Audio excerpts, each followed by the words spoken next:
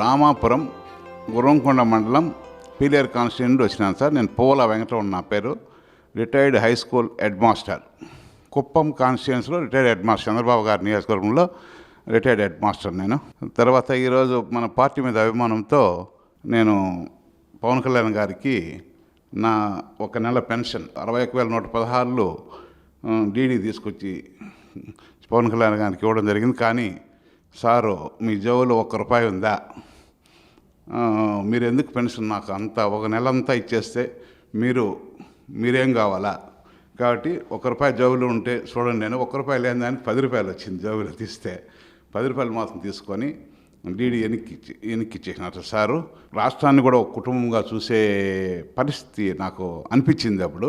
కాబట్టి ఇలాంటి వ్యక్తి మన రాష్ట్రానికి పెద్ద మనిషిగా ఉంటే రాష్ట్రం ఎంతో ముందుకు వస్తుందని నేను అనుకుంటున్నాను సార్.